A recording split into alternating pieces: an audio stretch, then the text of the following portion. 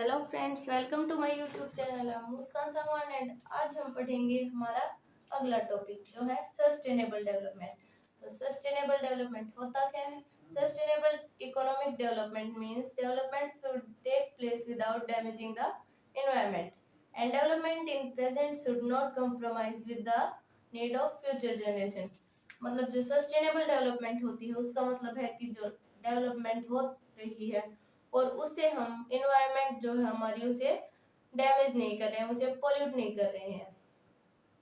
और अब हम बात करते हैं कि इसके ये हमें कैसे यूज करनी चाहिए, सस्टेनेबल डेवलपमेंट हमें कैसे करनी चाहिए, क्या होती है।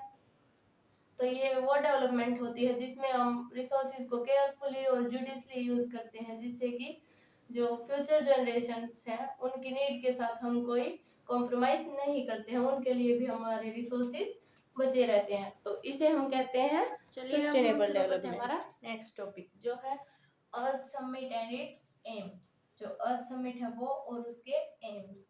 तो जो अर्थ समिट है हमारी पहली वो रियो डी जेनेरियो में हुई थी 1992 में। In June 1992 more than 100 heads of states met in Rio in Brazil. तो रियो कहाँ पर है?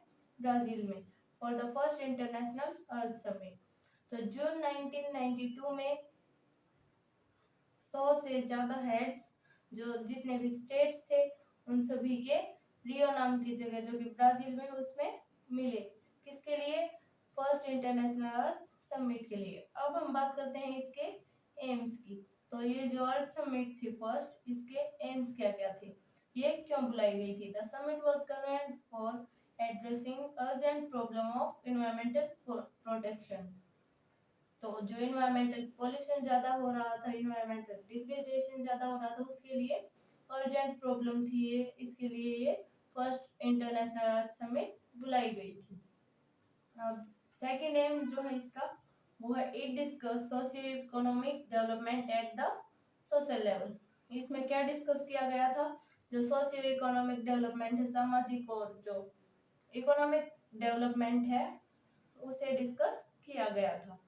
और थर्ड एम है the assemble leaders sign the declaration of global climate changes and biological diversity. अब जो लीडर्स इकट्ठा हुए थे उन सभी ने क्या साइन किया? ग्लोबल क्लाइमेट चेंजेस और जो बायोलॉजिकल डाइवर्सिटी है उसे साइन किया, उस उसे अडॉप्ट किया गया। The Rio convent endorse the global forest principle. और जो ग्लोबल फॉरेस्ट प्रिंसिपल था उसका समर्थन किया गया था इस रियो डी जेनेरियो के अर्थ समिट में। It adopted agenda 21 for achieving sustainable development in 21st century. और इसमें 21st सेंचुरी में सस्टेनेबल डेवलपमेंट अचीव करने के लिए इस अर्थ समिट में जो एजेंडा 21 है वो अडॉप्ट किया गया। हम बात करते हैं एजेंडा 21 के बारे में और उसके जो एम्स थे उनके बारे में। It is the declaration signed by the world leaders in 1992 at the United Nations Conference on Environment and Development which took place at Rio de Janeiro, Brazil। इसका क्या मतलब हुआ? What does it mean? अब हम हिंदी में जानते हैं कि एजेंडा 21 क्या होता है। यह वह डिक्लेरेशन है जिसे वर्ल्ड लीडर्स के द्वारा 1992 में हेल्ड हुए United nation conference on environment and development द्वारा साइन किया गया था, जो कि रियो डी जेनेरो में हुई थी, वो ब्राजील में है। अब हम बात करते हैं कि इसके एजेंडा 21 के एम्स क्या थे। तो इसके एम्स क्या थे? To achieve global sustainable development. पूरे वर्ल्ड में जितने भी कंट्रीज है सभी में सस्टेनेबल डेवलपमेंट अचीव करना। इसका सेकंड एम क्या था? It is an agenda to combat the environment damage. और जो एनवायरमेंट डैमेज है उसे कम करना इस एजेंडा का एम था। और जो थर्ड एम है इसका वो है to remove poverty disease through global cooperation, common interest, mutual needs and shared responsibilities. इसका जो थर्ड एम था वो था गरीबी हटाना और जितनी भी ग्लोबल कोऑपरेशन के थ्रू जितनी भी डिजीज स्प्रेड हो रही थी उन सभी को कम करना, और कॉमन इंटरेस्ट, म्यूचुअल नीड्स जो थी लोगों की वो पूरी करना, एंड शेयर रिस्पॉन्सिबिलिटीज और जितनी भी रिस्पॉन्सिबिलिटीज थी वो शेयर करना। अब हम बात करते हैं इसके फोर्थ एम की। One major objective of agenda 21 is that every local government should draw it on agenda 21। इसका जो मेजर ऑब्जेक्टिव था एजेंडा 21 का, वो क्या था कि जितनी भी लोकल गवर्नमेंट्स थी उन सभी को एजेंडा 21 को फॉलो करना होता था और उस पर काम। चलिए अब हम बात करते हैं रिसोर्स प्लानिंग के बारे में इंडिया में। तो रिसोर्स प्लानिंग क्या होती है ये भी हम जानेंगे इस वीडियो में। Planning is one of the most widely accepted strategy of judicious use of resources. जो प्लानिंग है वो सबसे ज्यादा एक्सेप्ट की गई, सबसे ज्यादा पसंद की गई स्ट्रेटजी है जो रिसोर्सेज है उनका जुडिशियस यूज करने की। अब हम बात करते हैं नेसेसिटी ऑफ रिसोर्स प्लानिंग कि ये क्यों जरूरी है इंडिया में। It has importance in a country like India which has enormous diversity in availability of resources. यह ऐसे कंट्री में, इंडिया की जैसी कंट्री में जरूरी है जिसमें जो रिसोर्सेज हैं उनकी जो अवेलेबिलिटी है उसकी बहुत ज्यादा डाइवर्सिटी हो, मतलब कि बहुत तरह के रिसोर्सेज पाए जाते हैं। अब हम बात करें सेकंड पॉइंट की। There are regions which are rich in certain type of resources and there are areas that are deficient in some resources। तो बहुत सारे रीजन्स तो ऐसे हैं जो किसी जो निश्चित टाइप्स ऑफ रिसोर्सेज हैं, जो एक सर्टेन टाइप्स ऑफ रिसोर्सेज हैं उनमें रिच इन यानी कि उसमें बहुत ज़्यादा है वो, और कुछ जो रीजन्स हैं वो ऐसे हैं जिनमें उन रिसोर्सेज की कमी है। जैसे हम कोस्टल एरियाज जो है, कोस्टल स्टेट्स जो है इंडिया के, उनमें बात करते हैं उनमें पानी सही मात्रा में पाया जाता है, लेकिन वहीं हम बात करते हैं राजस्थान की तो वहाँ पर पानी की कमी है। और राजस्थान में सोलर एनर्जी बहुत ज़्यादा मात्रा में पाई जाती है और जो कंट्री के अलग अलग पार्ट्स हैं, जो और पार्ट्स हैं उनमें वो सोलर एनर्जी कम पाई जाती है।